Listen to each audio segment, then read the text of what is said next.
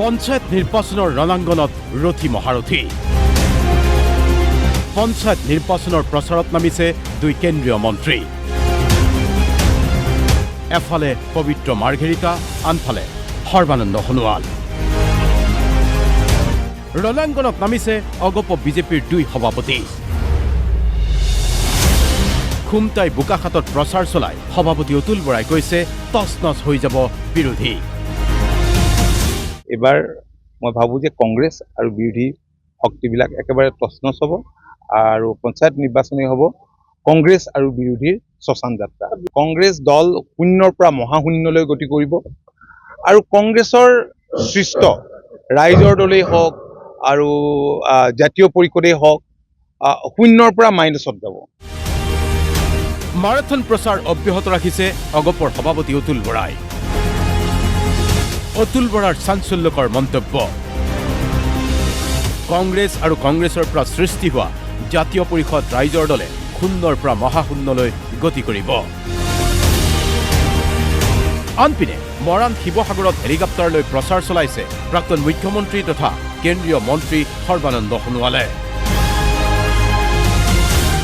সৰ্বানন্দ সোণোৱালৰ টাৰ্গেট কংগ্ৰেছ চৰকাৰৰ দিনত পঞ্চায়তী ৰাজ ব্যৱস্থাত দুৰ্নীতি অনিয়মৰ অভিযোগ আনি কংগ্ৰেছক আকৌ কটাক্ষ সোণোৱালৰ আনপিনে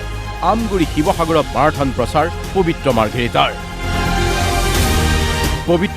মাৰ্ঘেৰিটাইও কৈছে বিৰোধী অস্তিত্বহীনতাত ভুগিব পঞ্চায়ত নিৰ্বাচনত উন্নয়নৰ বাবে কংগ্ৰেছে 55 বছৰে শ্লোগান দিলে গৰিবী হটাও গৰিবী হটাও গৰিবী হটাও দৰিদ্ৰ নিৰ্মূলকৰণ কৰিবৰ কাৰণে কেৱল শ্লোগান দিলে এই কথাখিনি তেখেতসকলে সঠিক নীতি আৰু পৰিকল্পনা প্ৰস্তুত কৰি কৰ্মপথাৰত মূল্যাংকন কৰিব নোৱাৰিলে that is the biggest failure of Congress regime in the last 55 years 55 বছৰৰ শাসনকালৰ আটাইতকৈ ডাঙৰ বিফলতা ইয়াৰ মূল বিফলতাৰ কাৰণ আছিল তেখেতসকলৰ কোনো ধৰণৰ নীতি নাছিল হট নীতি নাছিল নেতাও নাছিল আৰু তেখেতসকলৰ চৰিত্ৰও নাছিল কিন্তু তেওঁলোকে ইতিমধ্যে যেটো এস্কেপ ৰুট বুলি কোৱা হয় পলায়নৰ পথ বুলি কোৱা হয় অখিল গগৈ আগে এটো বাছি লৈছে তেওঁ যুক্তি দিছে যে আমি ভোট বিভাজনৰ বাবে নিৰ্বাচনত নথো প্ৰথম কথা মাত্ৰ কেইটামানত উঠিছে তেওঁলোকৰ স্থিতিয়ে নাই কতো দ্বিতীয় কথা কংগ্ৰেছে মিত্ৰতাৰ ভংগ কৰিছে বুলি তেওঁ কংগ্ৰেছৰ ওপৰত অভিমান কৰি ৰোগত সোমাই আছিল গতিকে কংগ্ৰেছৰ লগত যদি আমি মিত্ৰতা নহয় তেতিয়াহ'লে ভোট বিভাজন হ'ব হৈ আমুক জিকি যাব বিজেপি জিকি যাব গতিকে তেওঁ পলায়নৰ পথটো আগে বিচাৰি লৈছে তেওঁ নিশ্চিত যে তেওঁ এবাৰ হাৰিব কেৱল খুমটাই নহয় বোকাখাতত যুদ্ধংদেহী ৰূপত প্ৰচাৰ অসম গণ পৰিষদৰ সভাপতি অতুল বৰাৰ আনপিনে মাজুলী ঢকুৱাখনাত ৰাজ্যিক বিজেপিৰ সভাপতি দিলীপ শইকীয়াক উষ্ম আদৰণি জনোৱা হৈছে দলীয় সমৰ্থকৰ দ্বাৰা দিলীপ শইকীয়াই কৈছে 2 মেত প্ৰতিগৰাকী ভোটাৰেই 100% ভোটাধিকাৰ সাব্যস্ত কৰি গ্ৰামাঞ্চলৰ উন্নয়ন আৰু বিকাশৰ নতুন দিগন্ত কঢ়িয়াই আনিব একে সময়তে মাজুলীত প্ৰচাৰ চলাইছে বিৰোধী দলপতি দেৱব্ৰত শইকীয়াই পঞ্চায়ত নিৰ্বাচনক লৈ গয়া ৰাইজৰ ব্যাপক উৎসাহ দেখিছোঁ এনডিএৰ পক্ষত আৰু ঢকুৱাখানাত অলপ বেছিকৈহে দেখিলে গতিকে ঢকুৱাখানাবাসীৰ ৰাইজে ইতিমধ্যে মোৰ এটা অনুমান সিদ্ধান্ত লৈছে যে পঞ্চায়তৰ নিৰ্বাচনত 2 তাৰিখে তেওঁলোকে উন্নয়নৰ স্বাৰ্থত গাঁৱৰ ৰাইজক সৰ্বাংগীন যাতে বিকাশ কৰিব পৰা এটা ৰাজনৈতিক সত্তাই যাতে তেওঁলোকক নেতৃত্ব দিব পাৰে আৰু সেই সত্তাটো এনডিএ সত্তা বিজেপি সত্তা অগপ সত্তা আৰু আমাৰ সন্মিলিত গণশক্তিৰ সত্তা এই সত্তাটোৰ সৈতে তেওঁলোক মানে অৱস্থান কৰাৰ এটা সুন্দৰ এটা পৰিৱেশ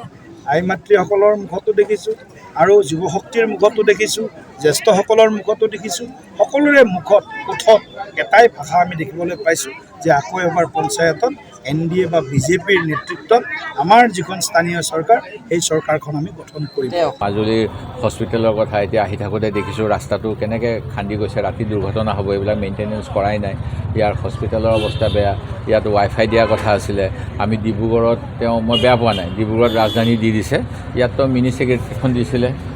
আমাৰ সৰ্বানন্দ সোণোৱাল ডাঙৰীয়াই আৰু কিজানি তৰামণ্ডলো দিছিল নেকি, প্লেনেৰিয়াম এটা দিছিল কিজানি, নহয় জানো? এইবিলাকতো আজি ইমান বছৰ হৈ গ'ল, মুখ্যমন্ত্ৰী ইমান পইচা আছে য'তে ত'তে বিলাই থাকে, এতিয়াও কৈছে, মই আজিও কৈছে মই চব দি দিম। কিন্তু এইকেইটা কাম কিয় দিয়া নাই? মাজুলীবাসীক তেখেতে সৰ্বানন্দ সোণোৱাল ডাঙৰীয়াৰ লগত তেওঁৰ কিবা জেদাজেদি আছে নেকি? তাৰ কাৰণে মাজুলীবাসীক বলিৰ পথা বনাব বিচাৰিছে নেকি? আনপিনে মানকাছাৰত প্ৰচাৰ অভিযানত নামিছে মহিলা কংগ্ৰেছ নেত্ৰী মীৰা বৰঠাকুৰ। মানকাছাৰত প্ৰচাৰ চলাই মানকাছাৰ বিধানসভা সমষ্টিৰ 4খন জিলা পৰিষদত কংগ্ৰেছ প্ৰাৰ্থী বিজয়ী হ'ব বুলি উল্লেখ কৰি কংগ্ৰেছ নেত্ৰী মীৰা বৰঠাকুৰে সমালোচনাৰ লক্ষ্য কৰি লৈছে বিজেপি AIDFক। 4টা জিলা পৰিষদ আৰু 35টা AP, প্ৰায় 350টা আমাৰ ৱাৰ্ড আছে, সকলো আমাৰ বিপুল ভোটত জিকিব। আৰু ইয়াৰ যিজন বিধায়ক AGP, AIUDF আৰু বিজেপি মিলি যিটো নেক্সাছ চলিছে, ইয়াত AGPয়ে কেণ্ডিডেট দিছে, AIUDFে দিয়া নাই। য'ত আমিনুল ইছলামৰ ৱাইফে খেলিছে তাত AGPয়ে দিয়া নাই। এই গোটেই কথাবিলাকে প্ৰমাণ কৰে যে এওঁলোকে বাহিৰে কেটেৰা মাৰি ভিতৰে তেওঁলোকৰ পুৰা মিতিৰালি চলি আছে। এনেকৈয়ে এতিয়া পঞ্চায়তৰ ৰণাংগনত জঁপিয়াই পৰিছে ৰাজ্যৰ বহু হেভিৱেট নেতা। ৰণাংগনত জঁপিয়াই পৰিছে কেন্দ্ৰীয় মন্ত্ৰীৰ পৰা অগপ বিজেপিৰ সভাপতিলৈকে।